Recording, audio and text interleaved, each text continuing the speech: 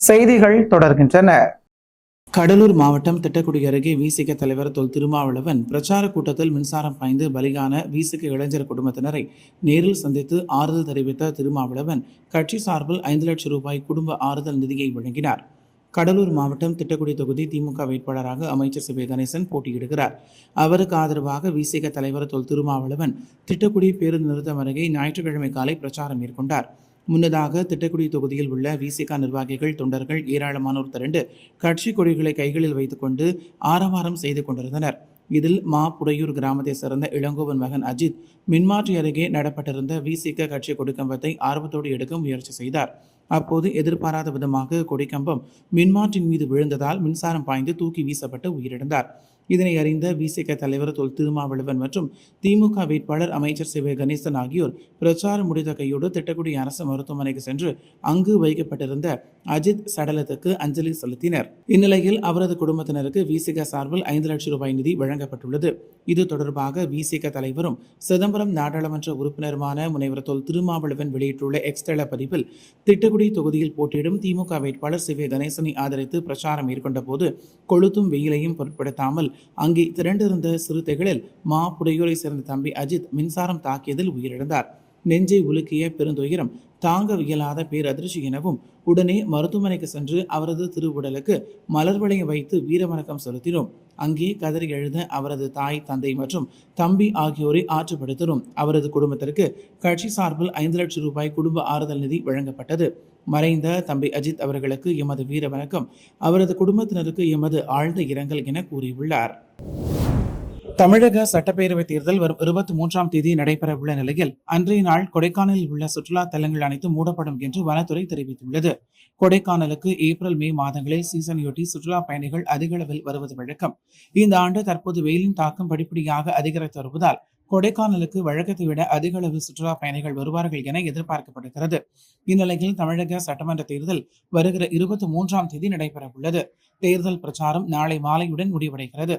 தேர்தலுக்கு இன்னும் 2 நாட்களே உள்ள நிலையில் அரசியல் கட்சி தலைவர்கள் சூறாவளியாக சுற்றுப்பயணம் செய்து தங்கள் கட்சி மற்றும் கூட்டணி வேட்பாளர்களை ஆதரித்து தீவிர பிரச்சாரம் செய்து வருகின்றனர். இந்நிலையில் சட்டமன்ற தேர்தல் வாக்குப்பதிவு நாளான 23ஆம் தேதியன்று கொடைக்கானல் குணா குகை, தூண்பாறை, பைன் மரக்காடுகள், மோயர் சதுக்கம், பேரிஜம் ஏரி உள்ளிட்ட வனத்துறை கட்டுப்பாட்டில் உள்ள சுற்றுலா தலங்கள் மூடப்படும் என வனத்துறை அறிவித்துள்ளது. மூன் தொலைக்காட்சி நேயர்களுக்கு வணக்கம்.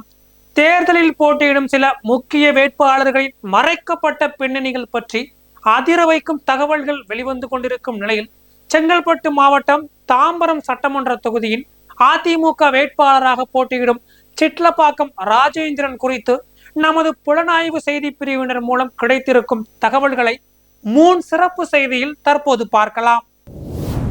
சட்டமன்ற தேர்தல் விரைவில் நடைபெற உள்ள நிலையில் ஒவ்வொரு வேட்பாளர் பற்றிய மறைக்கப்பட்ட தகவல்கள் வந்த வண்ணம் உள்ளன.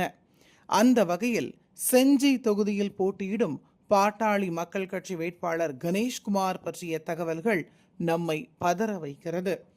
சென்னையை சார்ந்த கணேஷ்குமார் ஏற்கனவே கடந்த 2011ஆம் ஆண்டு சட்டமன்ற உறுப்பினராக செஞ்சி தொகுதியில் இருந்து பாட்டாளி மக்கள் கட்சியின் சார்பாக வெற்றி பெற்றிருந்தாலும் அதன் பிறகு இந்த ஊர் பக்கம் திரும்பவில்லை. தற்போது சட்டமன்ற தேர்தலில் மீண்டும் செஞ்சி தொகுதியில் போட்டியிடுகிறார். பொறியியல் பட்டதாரியான திரு கணேஷ் தற்போது 3 பொறியியல் கல்லூரிகளை நடத்தி வருகிறார். இவரது தந்தை அருணாச்சலம் அண்ணா பல்கலைக்கழகத்தில் பணியாற்றிய காலத்தில் பல்கலைக்கழக பணிக்கு முழுமையாக செல்லாமல் சொந்தமாக கல்லூரி துவக்க வேண்டும் என்று முயற்சி எடுத்து திருவள்ளுவர் பொறியியல் கல்லூரியை துவக்கினார்.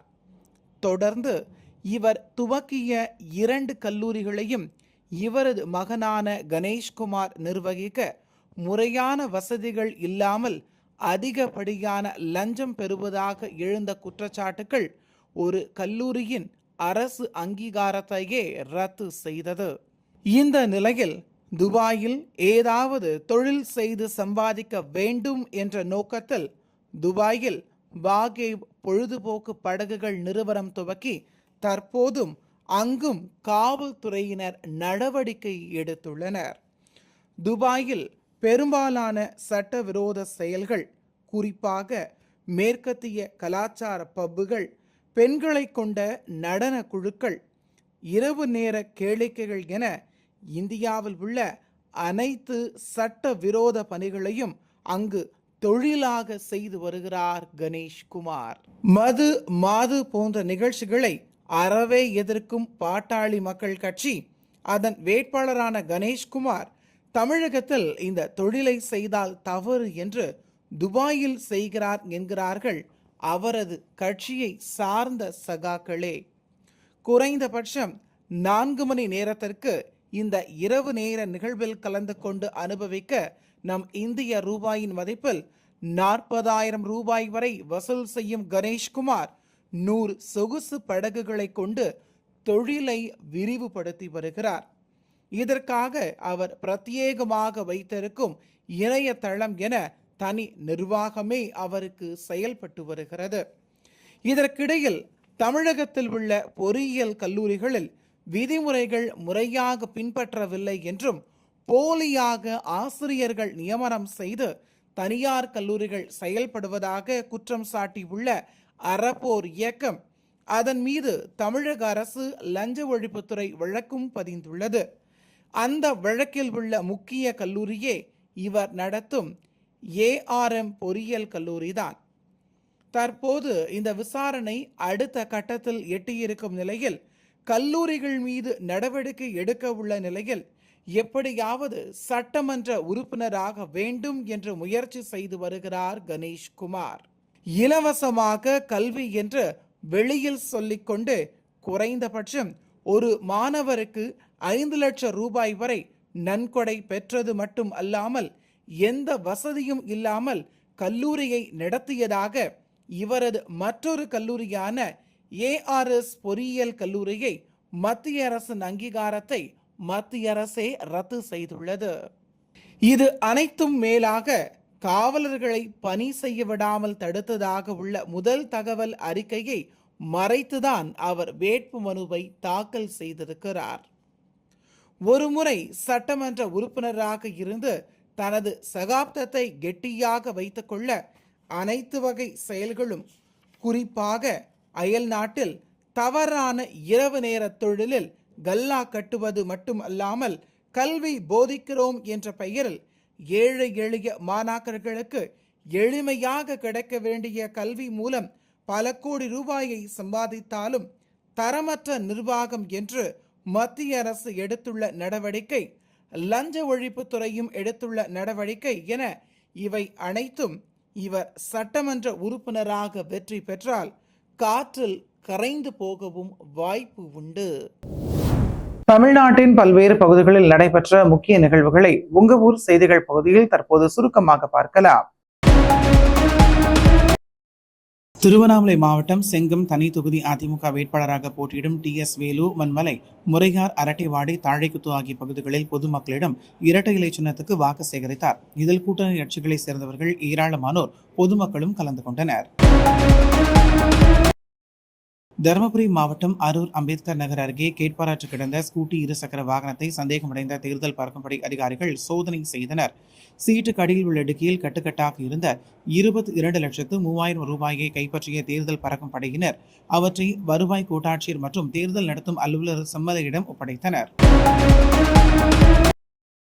புதுச்சேரி சாமிப்பிள்ளை தோட்டம் பகுதியில் உள்ள ஸ்ரீ மகாசக்தி பரிகார வராகியம்மன் கோவிலில் அட்சய திருதியை முன்னிட்டு குபேர பூஜை நடைபெற்றது. இதில் மலர்கள் மற்றும் ஆபரணங்களால் அலங்கரிக்கப்பட்ட வராகி அம்மனுக்கு 108 முறை மந்திரங்கள் ஓதி சிறப்பு பூஜை நடைபெற்றது. தொடர்ந்து வராகி அம்மனுக்கு பஞ்சமுக ஆரத்தி காட்டப்பட்டு பக்தர்களுக்கு வெள்ளி நாணயம் மற்றும் பணம் பிரசாதமாக வழங்கப்பட்டது. தேர்தல் பிரச்சாரம் இறுதி கட்டத்தை எட்டிய நிலையில் தீவிரமாக அனைத்து பகுதிகளிலும் வாக்கு சேகரிப்பில் ஈடுபட்டு வருகின்றனர். அதன் அடிப்படையில் திண்டுக்கல் திமுக வேட்பாளர் I. செந்தில்குமார் செட்டியப்பட்டி, கோவிலூர் பிரிவு, குழிப்பட்டி, கருதனம்பட்டி, உத்தனம்பட்டி, கோடாங்கி நாயக்கன்பட்டி, மொண்டியப்பட்டி ஆகிய ஊரக பகுதிகளில் பிரச்சாரத்தில் ஈடுபட்டார். இந்த நிகழ்வில் கூட்டணி கட்சிகளான காங்கிரஸ், இடதுசாரிகள், VCக, தேமுதிக உள்ளிட்ட கூட்டணி கட்சியை சேர்ந்தவர்களும் உதயசூரியன் சின்னத்திற்கு வாக்குகள் சேகரித்தனர்.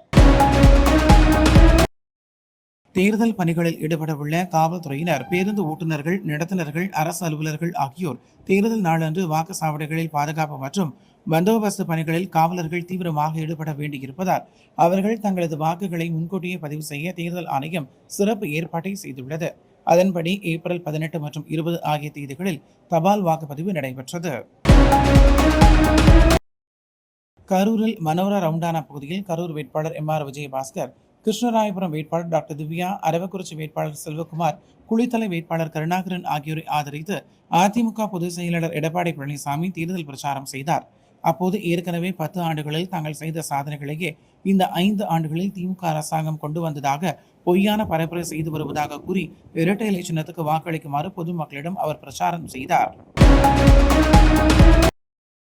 கள்ளக்குறிச்சி மாவட்டம் ரிஷிவந்தியம் சட்டமன்ற தொகுதிக்குட்பட்ட பகண்டை கூட்ரோடு பகுதியில் ரிஷிவந்தியம் தொகுதியில் திமுக வேட்பாளர் வசந்தம் கார்த்திகேயனை ஆதரித்து பகண்டை கூட்ரோடு பகுதியில் அமைச்சர் ஏவா வேலு திறந்தவெளி பிரச்சார வாகனத்தில் பிரச்சாரம் செய்தார்.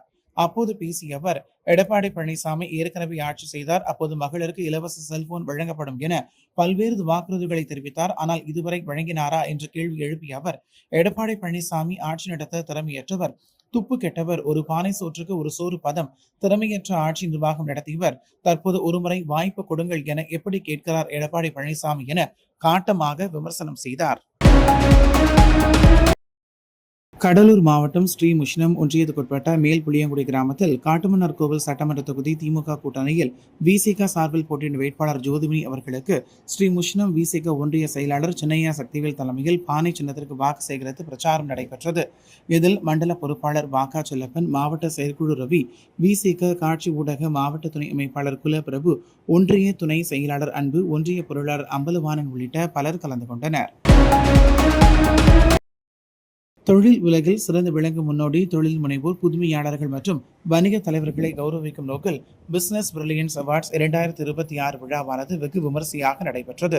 சுமார் 50க்கும் மேற்பட்ட வெற்றி பெற்ற வணிக உரிமையாளர்கள், ஸ்டார்ட் அப் நிறுவனர்கள், முதலீட்டாளர்கள் மற்றும் தொழில்முறை நிறுவனங்கள் பங்கேற்ற இந்த நிகழ்வில் வருமான வரித்துறை அதிகாரியான நந்தகுமார் சிறப்பு பங்கேற்பாளராக கலந்து கொண்டார்.